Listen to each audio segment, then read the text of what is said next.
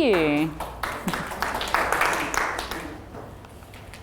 Okay, so who am I? So I've been a Whitsundays local for almost 10 years, moved up here from Brisbane after coming here on a holiday, as most people do, fell in love with the place and decided to stay. Worked initially for the Whitsunday Shire Council through to amalgamation, and then moved over to Tourism Whitsundays and worked there pre and post their amalgamation with Enterprise Whitsundays. And then about 18 months ago, went out on my own and started a PR consulting business. PR is my specialty, but I've worked in communications and marketing, events management, and all that kind of area of marketing over my career. I've always been a bit of an awards nut, which is a bit of a weird thing to be passionate about. But you know, back from my days at council, I was writing Tidy Towns award submissions and you know, tourism award submissions for the Lagoon. And then, you know, at my time at Tourism Whitsundays, we won a Destination Marketing Award. And then really in the last year, since I've been working for clients, had a very busy year last year. Cruise Whitsundays is a major client of mine, and they had big success at the Queensland Tourism Awards last year and went through to the Australian Awards and got bronze.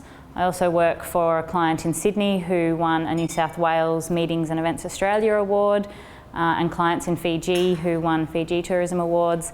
And I also was very lucky to be awarded the Young Achiever Award myself in 2012. So I love the Tourism Awards for some reason. So today I'm going to talk to you about the awards from two perspectives. Firstly, how to excel as a business and how to be a business of excellence in our region. And then I've broken it up by the criteria in the award submissions, and I'll give you a few tips in each section of the criteria. It should apply to all of you. The criteria are pretty well the same, no matter whether you're an accommodation provider or an event or a tour operator or whatever. So hopefully most of what I say applies to most of you. You can ask questions through the presentation if you like, but then I think we've also allocated time afterwards to ask questions, so just feel free whenever you need to ask. So tourism excellence is the first criteria. So for those people who've done award submissions before, the criteria has changed quite significantly in 2015. So you can't simply take your 2014 or 2013 or old submission and amend it. I think you kind of need to look at starting from scratch this year because the questions are so different. And tourism excellence is a new heading and a new approach to asking this question. It's nice. I really like the new criteria. It's quite clear in what it wants you to answer. So this question focuses on how committed is your business to excellence, and it looks at, are you accredited? You know, it's quite broad, asking you, so you need to think about, are you accredited environmentally, or if you're in a certain industry, are you affiliated to industry associations, those kinds of things. Participation in awards processes, so not just the tourism awards, but do you participate in other awards processes? That's a good sign of a strong business because these processes make you focus on strategic business planning. So if you have had success in other awards processes, it means that you have a strong business that has a strong business plan and you've actually strategically thought about your business. And it also asks about your involvement in the industry, the tourism industry locally. So if you look at some of the leaders of our industry here, and I've listed a few of the obvious big companies, so Hamilton Island Cruise, Whitsundays, Ocean Rafting, At Hotel Group, they're all big companies with big resources, and you probably look at them, and most businesses here are small businesses, and you think, oh well, they've got all those people to do all that work for them and all that money, and you know, so there's no way I could ever keep up with them. So I wanted to name a couple of smaller businesses. Didn't know Deb was going to be here today, but you know, the likes of Right Away Whitsundays, and I put Brooke Miles Photography are two that stand out in my mind that have won tourism awards before and continue to be proactive and innovative with their businesses. And these are one-man bands who find the time to spend working on their business, not just in their business. And if you go and look at their Facebook pages and what Deb does with putting out tips, just grammar tips, because that's what it is that she does, and that's what she specialises in. And I think that's a really good way of adding value to her clients and getting herself out there that she can do as a one-person business. So even if you are small, there are things that you can do to be innovative and be competing against those big guys, because they're big, so they have to be innovative, and they have to train 200 staff. So it's just as hard for them at the big end as it can be for a small business. So I just wanted to make that point, that don't feel like it's a David and Goliath type thing. You can, as a small business, make a difference. Even as a small business, just having a business plan or spending the next few months, if you don't have a business plan or if you've got a really old one, just the process of going through it and amending it and having a current business plan and something that you've strategically looked at, that is an innovation for your business. So that is something that I would be focusing on in your submission and saying, well, I identified that my business plan wasn't strong enough, or it wasn't taking me in the right direction, or I didn't have one at all. So that's what I've done in the year. And that would be demonstrating to the judges a real dedication to actually building your business and making it better. So onto the tips for this section. It's a really, really important question. It's the first question. You have to demonstrate your eligibility in the category. And you can tell from the way that they have worded the tips in the actual criteria that nobody ever gets this right. So when you have this is the standard accommodation criteria. This should just be your Bible the whole time. If this isn't dog-eared and coffee and wine stained by the end of the process, there's a problem. This I just keep with me the whole time. You constantly have to refer back to the questions and what exactly they're asking, and the tips that they list in the box do exactly what the tips say. So with this demonstrating your eligibility, the question is worded a bit funny, so it sometimes can be hard to understand what exactly you have to do. Basically, this box at the top of every category, that is what the eligibility descriptor is. So you have to read that and you have to say why your business is this. So this is properties that deliver a broad range of amenities that exceed above average accommodation needs. So you have to say why, like what your broad range of amenities are, how you exceed above average accommodation needs, how you give good quality service, design and physical attributes that are typically fit for a purpose to match guest expectations. So you have to, that question is asking you how you fit into that guideline. And that's how you answer that question. So that's really important because I think that's 6 points or something. Yeah, 6 points. And a lot of people get it wrong. So that's a really important one that you can easily get 6 points. Then the next tip that I have for you is how do you contribute to the industry? Now, again, this might feel hard as a small business as to how you contribute. So you need to think broadly. So I'm imagining most of you are members of WMDL being here today. So that's one way. Are you members of the LTO at Tourism Bowen? Are you members of Caravan in Queensland? Are you members of ATEC, QTIC? All of those industry associations show that you are involved in the industry. Do you dedicate any time to those organisations in terms of coming to these workshops or volunteering on a strategic advisory group or anything like that? Is your contribution back to the industry? Do you participate in WMDL's marketing activities that's all right, in a small way or a big way? And look at how you've contributed, not just dollars, but have you given product in kind for Mills, or have you given cakes for one of their events to help improve their event, or anything that you've contributed. I would quantify both cash contribution and your in-kind contribution. And then that's all on top of your own proactive activities. So if you've got your own marketing schedule that you run to promote your business, well, that's contributing to the wider industry because it's raising awareness of the destination. The more that you work closely within the brand for the region, closely with WMDL on things, that all helps attract tourists to this region, and that helps everyone. So that is a big contribution. I've put this sentence here in bold, and I think it's probably one of the most important sentences that you could put into your submission, and you're welcome to copy it because I think it's very important to say, because the question specifically asks you to demonstrate your success. So I think to say, well, it's hard to quantify the exact benefits of giving up your time and giving in kind and so on and so forth.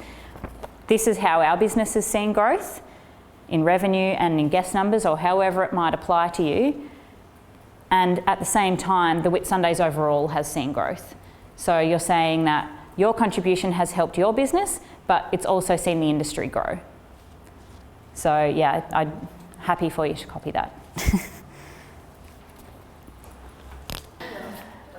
So business planning, you need to have a business plan, and this question is so important. And I think that if this is your first year entering the awards, or if you've entered them before and haven't had success, this is where you need to focus. And if you can just do well in this question and your business does better by the fact that you have done this question in your first year, then you've won. I don't think that you should expect to win, because that can be very tragic on the night if you don't. But if you can just go through the process of having a solid business plan that is in a good format and that has given you guidance for the next year ahead, that's what the awards are all about. The awards criteria is quite specific about how they would like you to tell you the highlights of their business plan. So I suggest if you don't have one, or if you're updating it, then use this format, because that fits in perfectly with what they're asking. Again, you're very welcome to copy this exact table, but they're looking for goals. So I've given you an example of a goal. So partner with national, state, regional and local tourism organisations, fellow tourism operators and other stakeholders to promote and grow tourism in the Whitsundays. That's your overall goal. Your strategy for doing that, you're going to have several strategies. So I've listed 1A. So then the next row down, you might list 1B, 1C, or however many strategies you have that will contribute to that goal. And then I list what you're going to do, what's the action and what's the outcome going to be for the year.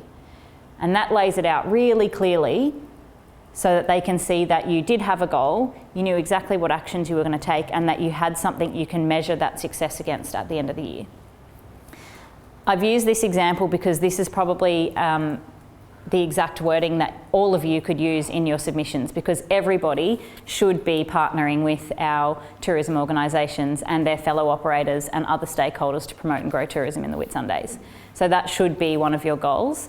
And in fact, that strategy, just being a member of WMDL, is something that everybody should be doing in this region to help their business grow. So again, I use that example because I'm more than happy for you to totally copy it. When you look at leaders and what businesses are doing, businesses of excellence are doing, Cruise Whitsundays last year, while they have a strong business plan, they decided that their core values, the values that they base their business on, were quite out of date. So what they did was go through a process which took them about 12 months and involved all of their staff to identify what are the things that Cruise Whitsundays really values. Why are we in this business? And at the end of the day, when people ask us what are the things that matter to us, they identified 6 core values. Now, I'm trying to remember them, but it's people, environment, safety, integrity, efficiency, and one other. And those are the things that really matter to them. And they spent 6 months identifying those with the staff through workshops and so on and so forth. And they've now worked those values into everything they do. So now their staff awards have been revised, and every quarter 6 people win a prize for being the person who personifies a specific value the best in that quarter. So that's peer nominated. The nominations come into management review it, management award the awards, make a fuss of them. And it just makes sure that those values are constantly top of mind with the staff.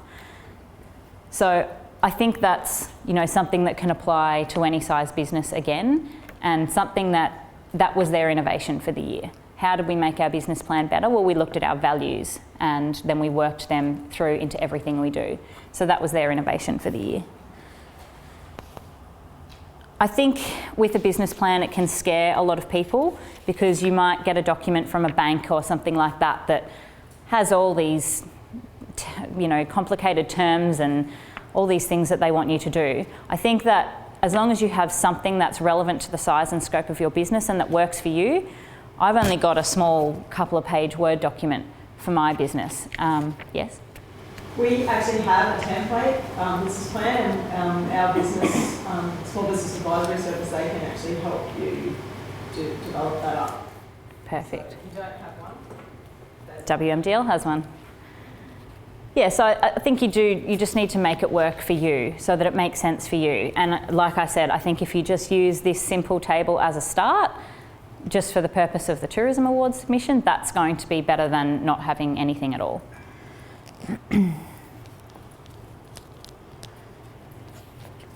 Continuing on with innovation, you need to think about innovation broadly as well. It could be in an area of the business. So like I said with Cruise Whitsundays, they looked at their business plan and innovating their core values and how they integrate that through their staff. It could be in customer service. You could realise that you need to change who you're targeting. And so you review your marketing plan and you change your strategy to target new markets. That's an innovation for you because you've recognised that that's an area that's impeding your growth, and so you've changed so that you can allow growth.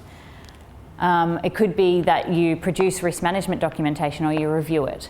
So it could be an area of the business, it doesn't just need to be product development or product improvement, which I think is what most people think about. You don't need to have introduced a new part of your tour, or you don't need to have refurbished your rooms in your hotel. It can be the fact that you've looked at your business and worked on your business. So keep that in mind. Staff training, again, for small businesses can be hard because it can be expensive.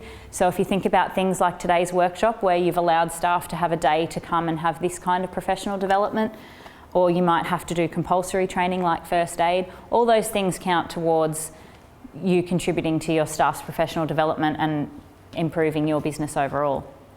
It might just be that you have a formal induction process when a new person starts. That's all things that can count towards this question about staff training. And Danielle, do you recommend actually listing them?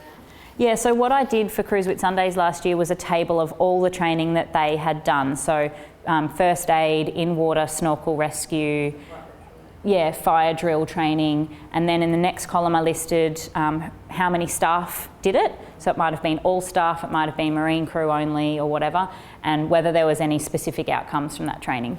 Yeah. Risk management, I think, is another question that stumps people because you think of OH&S and you think of one of those tables with orange and red and yellow levels of risk. You also need to look at what are your business risks. So if a cyclone hits us, what's that going to do to our industry and what's that going to do to our business? What if 90% of your clients are domestic travellers and suddenly the domestic market falls apart, or in the last few years the dollar is so good that everyone goes overseas and nobody travels domestically? How is your business going to be resilient to that?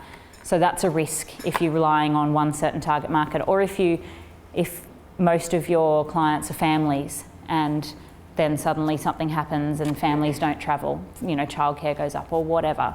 So how do you manage that risk, and how high is that risk versus what impact is it going to have on your business? And then I've put some other examples as well. So yeah, just think broadly about that. I tend to separate it. So obviously Cruise Whitsundays, again as an example, have a lot of operational risks. So they could have somebody die out on the reef. So they do have that nice matrix with the bright colours and so on, and that is important to include. But then I also do a separate section on what are the risks to their business overall that they need to consider. So in terms of the submission, I would consider putting a graphic that summarises your business plan up first and say what your mission is or what you're trying to achieve, what's your overriding goal, and then show how your main goals feed into that. So when I say goal number one, that would be that partner with tourism organisations and other stakeholders and other tourism operators. That's that goal. The second goal might be financial success. Obviously that's a goal of every business. The third goal, so go through and separate them into sections from your business plan and just demonstrate that graphically, just so they get an overriding idea of what your business plan looks like, and then go into that table. And then after that, it's important because most of the questions ask you to demonstrate